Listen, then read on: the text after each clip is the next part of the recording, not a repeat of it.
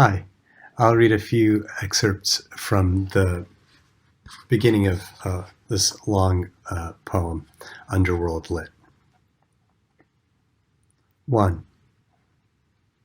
In the inky, dismal, and unprofitable research of a recent leave of absence from my life, I happened upon a historical prism of Ashurbanipal that I found to be somewhat disquieting.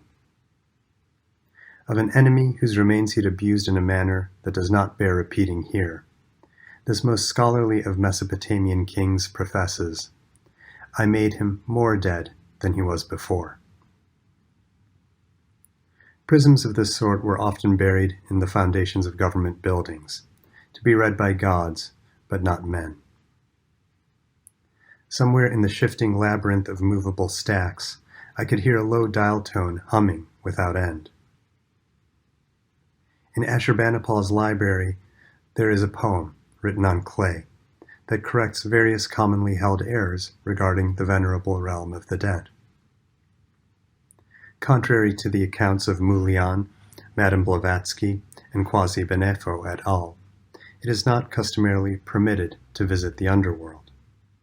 No, the underworld visits you.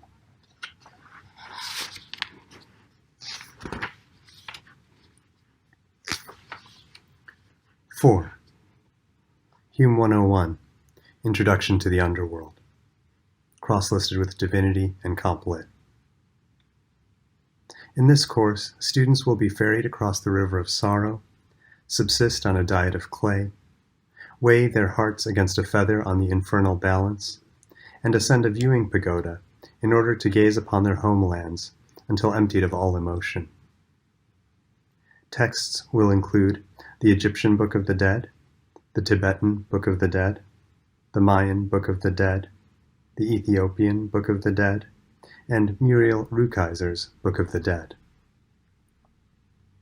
The goals of the seminar are to introduce students to the posthumous disciplinary regimes of various cultures, and to help them develop the communication skills that are crucial for success in today's global marketplace. All readings in English. Requirements include the death of the student, an oral report, and a final paper.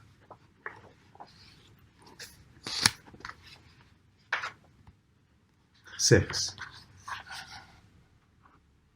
While outlining the requirements for our first critical essay of the term, I notice a hand rising in world historical time at the back of the classroom. What if I'm ideologically opposed to revision? Asks the red-headed boy in a New Slaves t-shirt. A city bus unloads its pageantry outside the window. A handful of sparrows erupts from the equestrian statue on the quad. I remember Sun Tzu's advice to humanities instructors, which I review on index cards at the outset of each academic quarter. Hold out baits to entice the enemy, feign disorder, and crush him.